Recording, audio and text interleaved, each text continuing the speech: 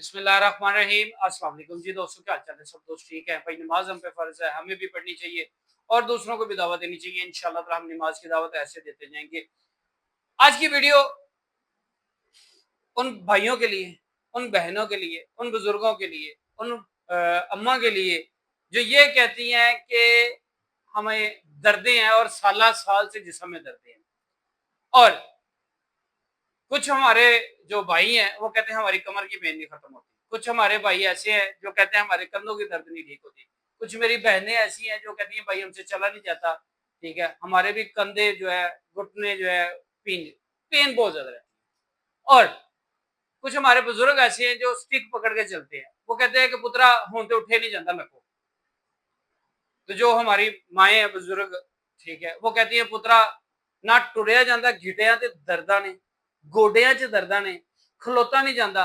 तो मैं कहूँगा तुसी इस नंबर ते कॉल करनी है 0322 45 95 418। शिफा मेरे अल्लाह को लेकिन जिस तरह मेरी ये दर्द वाली गोली या कैप्सूल इस्तेमाल करना है, ਇਹਦੇ गोली भी है कैप्सूल भी है। तुसी इस्तेमाल करना है तो तुसी कहना है कि यकीन मनो कि इंज दा रिजल्ट ऐसा ना होया कि जिस तरह अंदर ना कोई नवी बैटरी रख दी, पेन गायब हो गई। बैटरी तो मिसाल मैं दी कि जिसे पेन हो ऐसा सुस्त होया हुंदा है, उठ हिलदा ही नहीं, चाहे वह बुजुर्ग है चाहे वह जवान है। तो जो वो पेन खत्म होती है तो इस तरह यंग हो जाता है।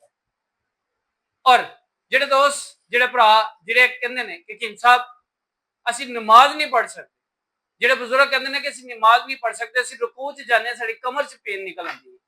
बुजुर्ग कहंदे ने साडे को गोडियां तो नहीं उठिया जाता। अल्लाह के हुक्म शिफा मेरे अल्लाह को, शिफा मेरे अल्लाह पाक को, लेकिन रिजल्ट 110% आएगा। दर्द इंज गायब होएगी, इंज दौड़ेगी तुहाडे कोलों, तुसी हैरान हो जाओगे।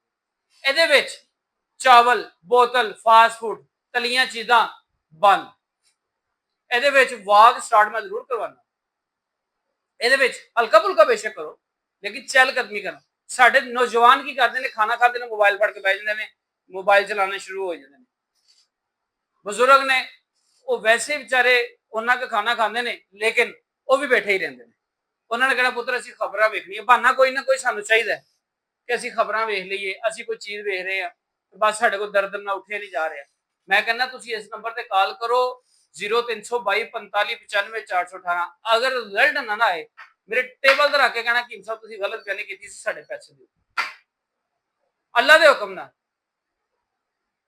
कुछ ऐसे लोग ने जिन्होंने एक हफ्ते के अंदर दर्द खत्म हो जाती है, कुछ ऐसे लोग ने जिन्होंने 3 दिन च दर्द खत्म हो जाती है और कुछ ऐसे ने जिन्होंने यूरिक एसिड की वजह तो पेन आती है। उन्होंने फिर मैं दसागा कि कितनी देर से खत्म होएगी अल्लाह दे हुक्म नाल। और मेरे नाम तो बड़े लोग फेक चैनल बना के बैठे, मेरे नाम तो बड़े लोगों ने फेक चैनल बनाया। मेरी रिक्वेस्ट है ਤੁਹਾਨੂੰ ਮੇਰੇ ਨੰਬਰ ਤੋਂ ਇਲਾਵਾ 0322459541 ਇਸ ਤੋਂ ਇਲਾਵਾ ਤੁਹਾਨੂੰ ਕੋਈ ਨੰਬਰ ਨਜ਼ਰ ਆਵੇ ਉਹਦੇ ਤੇ ਕਾਲ ਨਹੀਂ ਕਰਨੀ, ਵੀਡੀਓ ਕਾਲ ਕਰਨੀ। मैं कहांगा मेरा भी डाउट लगे तो वीडियो कॉल करके देखो कि मैं खुद ही हाँ, मेरे कोल आना है, मेरे कोल आओ। अल्हम्दुलिल्लाह अल्हम्दुलिल्लाह 100% रिजल्ट मिलेगा। और ਜਿਹੜੇ ਲੋਕ ਕਹਿੰਦੇ ਨੇ ਕਿ ਅਸੀਂ ਸਾਲ ਤੋਂ ਦਰਦਾਂ ਦੀਆਂ ਦਵਾਈਆਂ ਖਾ ਰਹੇ, ਖਾਦੀ ਛੱਡੀ ਫਿਰ ਉਹੀ ਹਾਲ। मैं कहना साडा कोर्स इस्तेमाल करो, दोबारा दर्द आएगी नहीं, ਤੁਹਾਡੀ गली चो नहीं लंघेगी, ऐसा रिजल्ट है। बाकी मैं ਤੁਹਾਨੂੰ ਇਹ नहीं कहता कि ਮੈਨੂੰ लाइक फॉलो करो, लेकिन मेरी वीडियो अच्छी लगे तो फॉलो लाजमी कर लिया करो, ਇਹਨੂੰ सब्सक्राइब लाजमी कर लिया करो कि नवी आने वाली वीडियो नवी इन्फॉर्मेशन ਤੁਹਾਨੂੰ मिलती रहेगी। बाकी मैं इतने बैठ के लोगों को नमाज की दावत दे रहा, कोशिश करा करो तुम भी नमाज की दावत दिया करो, खुद भी पढ़ो, लोगों ने भी नमाज की दावत दो और दुआवां याद रखियो। मिलांगे नेक्स्ट वीडियो के नाल। अस्सलाम।